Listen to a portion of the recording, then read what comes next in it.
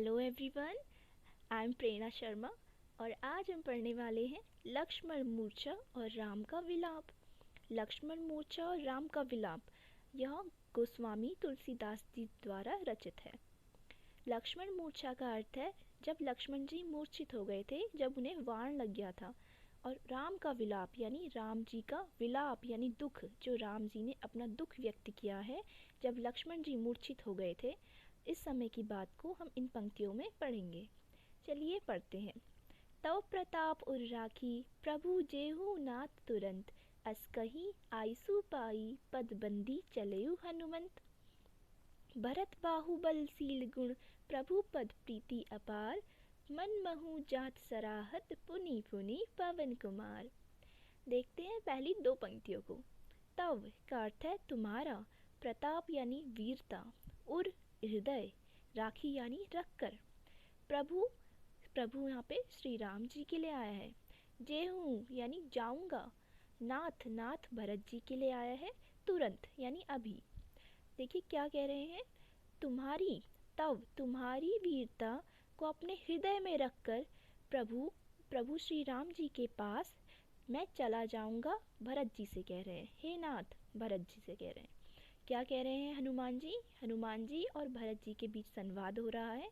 हनुमान जी भरत जी से कह रहे हैं कि तुम्हारी वीरता को अपने हृदय में रखकर प्रभु श्री राम के पास चला जाऊंगा भरत जी मैं तुरंत, यानी हे नाथ भरत जी मैं तुरंत ही तुम्हारी वीरता का प्रताप अपने हृदय में रखकर चला जाऊंगा श्री राम जी के पास। अस कही आईसु पाई पदबंदी चलेऊ हनुमंत। अस यानी ऐसा, कही यानी कहकर, आईसु यानी आज्ञा, पाई यानी पाकर। ऐसा कहकर आज्ञा पाकर यानी हनुमान जी ने ऊपर की पंक्तियों में कहा कि तुम्हारी वीरता को अपने हृदय में रखकर मैं चला जाऊंगा श्री राम के पास। भरत भगवान से कह रहे हैं हनुमान जी, हे नाथ तुम्हारी वीरता को अपने हृदय में रखकर मैं चला जाऊंगा श्री राम के पास।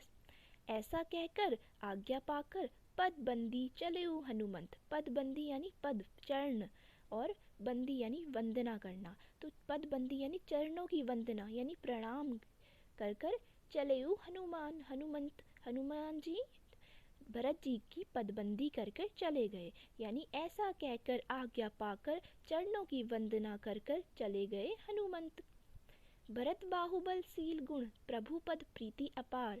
भरत बाहुबल, भरत जी बाहु यानी बाजुएं, बल बाजुएं, बाहुबल यानी बाजुओं का बल, सील का अर्थ है स्वभाव, गुण यानी गुण, और प्रभु यहाँ पे श्री राम जी के लिए आया है। प्रभु पद प्रीति अपार।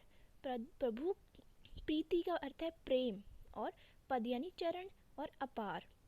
तो भरत जी के बारे में हनुमान जी क्या कह रहे हैं, भरत जी के बाहुबल, उनका स्वभाव, उनका गुण, और प्रभु के लिए जो उनका प्रेम है, अपार प्रेम। प्रभु पद प्रीति अपार यानी प्रीति यानी प्रेम, और श्री राम जी के लिए भरत जी के हृदय में जो अपार प्रेम है। मन महु जात सराहत पुनि पुनि पवन कुमार। मन ही मन में, मन महु यानी मन ही मन में, जात यानी जाते हुए, सराहत यानी प्रशंसा करना, पुनि पुनि यानी बार बार, पवन कुमार यानी हनुमान जी के पुत्र। तो भरत जी के बाहुबल, उनके स्वभाव, गुण, और प्रभु श्री राम जी के लिए जो अपार प्रेम है, इसकी मन ही मन प्रशंसा करते हुए हनुमान जी बार बार जा रहे हैं। समझे? I hope you understand it. यहाँ पे बोला है कि भरत जी की जो वीरता है, यानी उनके जो बाजुओं का बल है, स्वभाव है, उनके जो गुण हैं, और जो श्री राम जी के लिए प्रेम है, अपार प्रेम है, उनके श्री राम जी के लिए जो अपार प्रेम है, उनके चरणों के लिए जो अपार प्रेम है, उसे मन ही मन उन सब की प्रशंसा करते हुए हनुमान जी बार बार जा रहे हैं। और अब हम आगे की पंक्तियों में देखेंगे कि लक्ष्मण जी मूर्छित पड़े हैं धरती पर, और राम जी अपना दुख व्यक्त कर रहे हैं।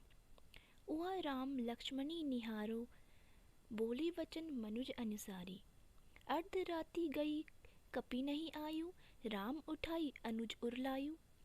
देखिए क्या है, उहा यानी वहाँ, राम राम जी, लक्ष्मणी यानी लक्ष्मण को, निहारो यानी देखकर। वहाँ राम लक्ष्मणी निहारो, वहाँ राम जी लक्ष्मण को देखकर, बोले वचन मनुज अनुसारी, वचन बोले, बोले वचन, मनुज यानी मनुष्य, अनुसारी, अनुसारी यानी मनुष्य के अनुसार वचन बोल रहे हैं। अब यहाँ पे ऐसा क्यों कहा गया है? क्योंकि राम भगवान इस पृथ्वी पे अपनी लीला दिखा रहे हैं और वो मनुष्य की तरह ही अपने दर्द को व्यक्त कर रहे हैं। वहाँ राम जी लक्ष्मण को निहार रहे हैं यानी देखकर, बोल रहे हैं वचन मनुष्य के अनुसार, यानी मनुष्य की तरह अपने दुख को व्यक्त करते हुए वचन कह रहे हैं। अर्धराती गई कपि नहीं आयु, अर्धराती गई यानी अर्ध यानी आधी, राती यानी रात, गई यानी बीत गई, कपि यानी बंदर, बंदर यानी यहाँ पे हनुमान जी की बात कर रहे हैं, नहीं आयु यानी आधी रात बीत गई, हनुमान जी नहीं आए। राम उठाई अनुज उरलायु, राम भगवान उठाई यानी उठाते हैं, अनुज, अनुज यानी छोटा भाई, छोटे भाई कौन है? लक्ष्मण जी को, उर हृदय, उर का अर्थ है हृदय, लायु यानी लगाते हैं।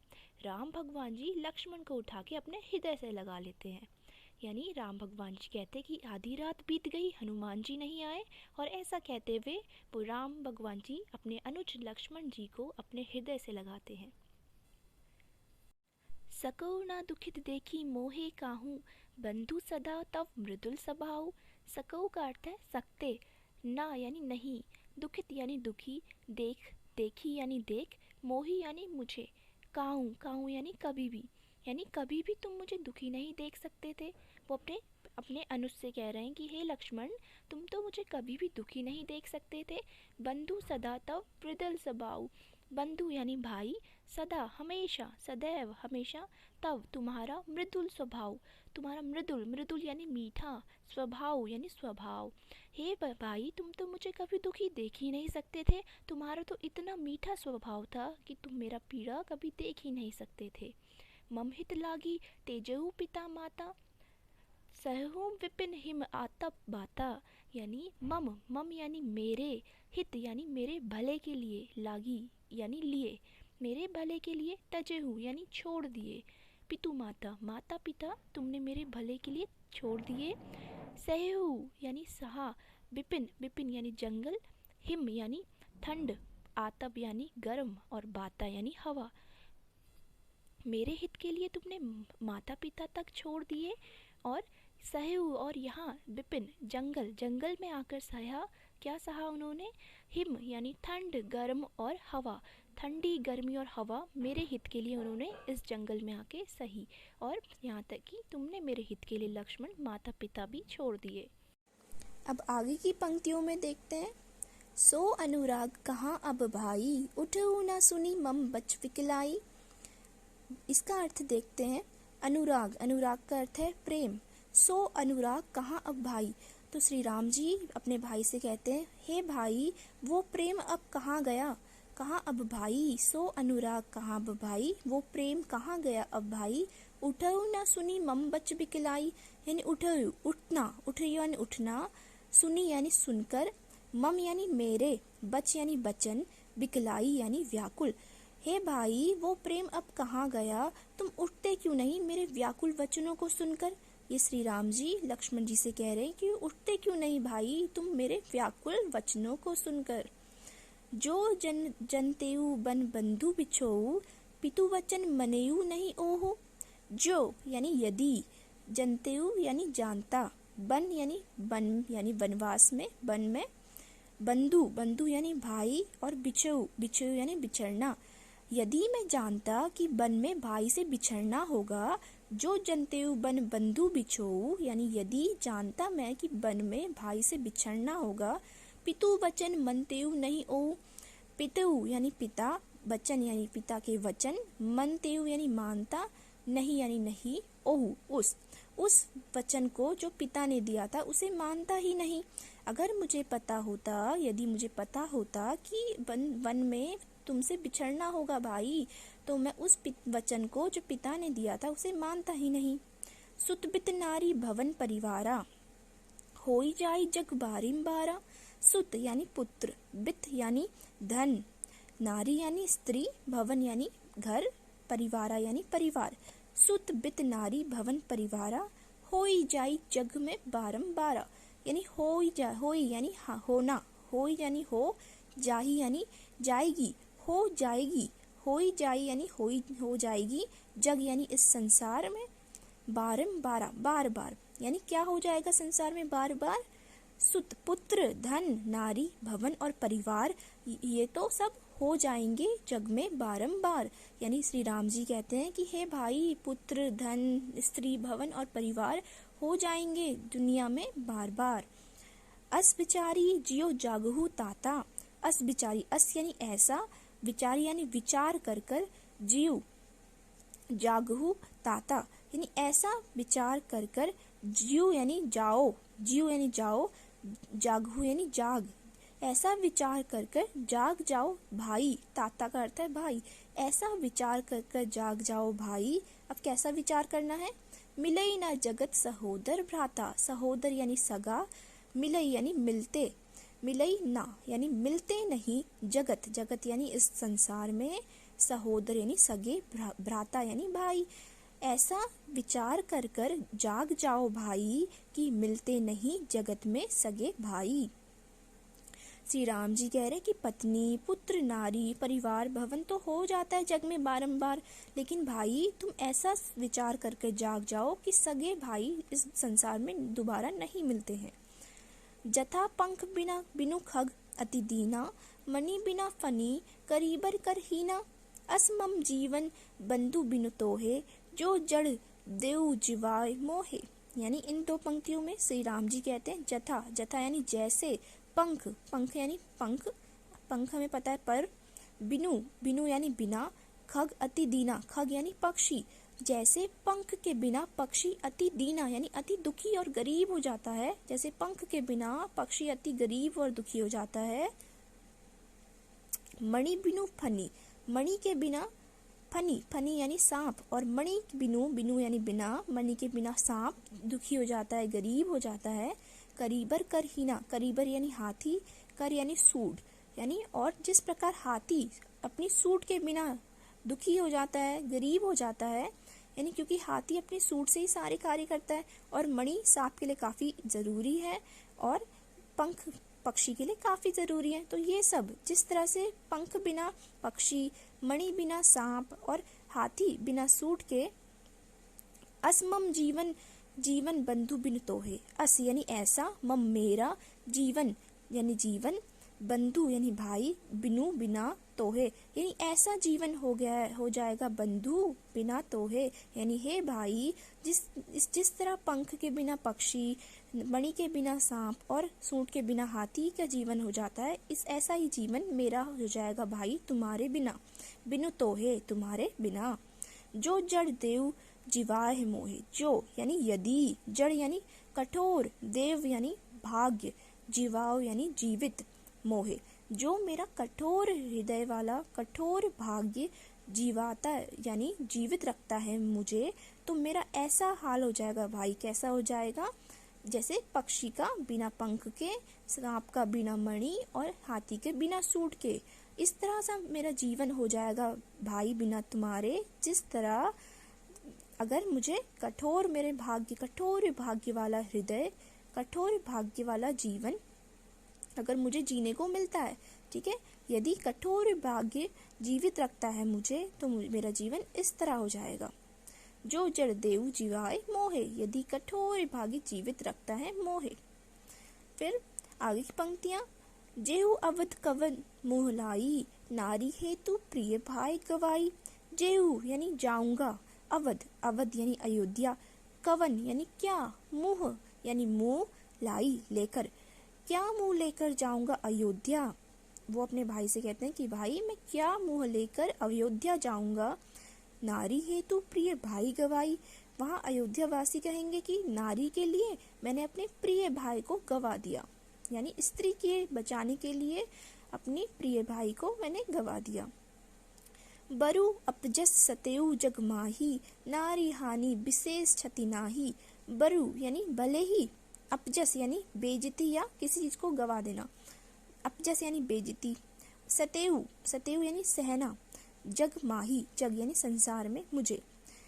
भले ही यह अपयश सह लूंगा मैं इस संसार में, नारी हानि विशेष क्षति नाही, यानी नारी को गंवाना तो मैं सह लूंगा इस जग में, भले ही यह अपयश मैं सह लूंगा, यानी भले ही यह बेइज्जती व दुख यह सब सह लूंगा मैं इस जग में।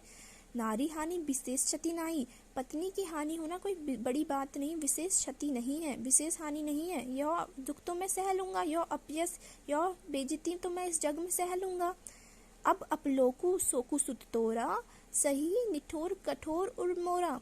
अब अपलोकु यानी अब अपयज, सोकु यानी दुख, सुत यानी पुत्र, तोरा लेकिन अब तो मुझे तुम्हारा दुख है भाई, तुम्हारा दुख है कि अपलोकु यानी अपजस, अब सोकु का अर्थ है दुख, सुत यानी पुत्र, तोरा यानी तुम्हारा। अब तुम्हारा पुत्र अपने भाई से कह रहे कि पुत्र अब दुख मुझे तुम्हारा है। सकही निठुर कठोर उर मोरा, अपलोकु का अर्थ है अपयस, अब यह अपयस कैसे, सही यानी सहेगा, निठुर यानी कठोर और निर्दय, निठुर निर्दय कठोर उर हृदय मोरा। तो अब यह जो दुख है, यह दुख का जो अपयस है यानी यह जो बेइज्जती है, अपयस है, दुख है, यह कैसे सहेगा यह निर्दय कठोर हृदय मेरा। तो राम जी कहते हैं कि मैं तो पत्नी हानि तो मैं सह लूंगा, परंतु भाई जो मुझे तुम्हारी हानि हो जाएगी तो मैं वो कैसे सहूंगा, यह मेरा कठोर निर्दय हृदय कैसे सहेगा। निज जननी के एक कुमारा, निज यानी अपनी, जननी यानी माता, अपनी माता के तुम एक कुमारा। तात तासु तुम्हें प्राण उधारा, तात यानी भाई, तासु उनके तुम, तासु यानी उनके, तुम प्राण उधारा, अपनी माता के तुम एक कुमार हो, उनके तुम प्राणों के आधार हो, यानी बहुत प्रिय हो उनके तुम। सौंपसी मोही तुम्हें गही पानी, सौंपसी यानी सौंपा, मोही मुझे, तुम ही तुम्हारा, गही यानी पकड़कर, पानी यानी हाथ, सौंपा उन्होंने मुझे तुम्हारा हाथ पकड़कर, तुम्हारा हाथ पकड़कर उन्होंने मुझे सौंपा। सब विधि सुखद परम हित जानी, सब विधि यानी प्रकार का, सब प्रकार का सुख, सुखद यानी सुख, परम यानी परम यानी अच्छी, कल्याण, हित जानकर, सब प्रकार का सुख परम कल्याण जानकर उन्होंने तुम्हारा हाथ मुझे थमाया यानी मुझे पकड़ाया था, किन्होंने, माता पिता ने। उतरू काहू देहु तेहि जाई, उठी किन्नी मोही सिखवाऊ भाई। उतरू यानी उत्तर, काह यानी क्यों, काह यानी क्या, उतरू यानी उत्तर, काह यानी क्या, देऊ दूंगा, तेही जाई, तेही यानी वहां, जाई यानी जाकर, वहां जाकर क्या उत्तर दूंगा मैं भाई, माता ने तो तुम्हें मुझे सौंपा था, वहां जाकर मैं क्या उत्तर दूंगा। उठी किन मोही सिखवाऊ भाई, उठी यानी उठकर, किन क्यों, किन यानी क्यों, मोही यानी मुझे, सिखवाऊ यानी सिखाते, भाई उठकर क्यों नहीं मुझे सिखाते कि मैं वहां जाकर क्या उत्तर दूंगा। बहुविधि सोचत सोच विमोचन, स्रवत सलील राजीव दल लोचन, यानी बहु यानी बहुविधि, बहु यानी बहुत प्रकार से, बहु यानी बहुत, विधि यानी बहुत प्रकार की, सोचत सोच विमोचन यानी दुख करना, यानी बहुत विचार की सोच कर श्री राम जी दुख कर रहे हैं। बहुत विधि सोचन विमोचन यानी बहुत प्रकार की सोच कर श्री राम जी दुख कर रहे हैं।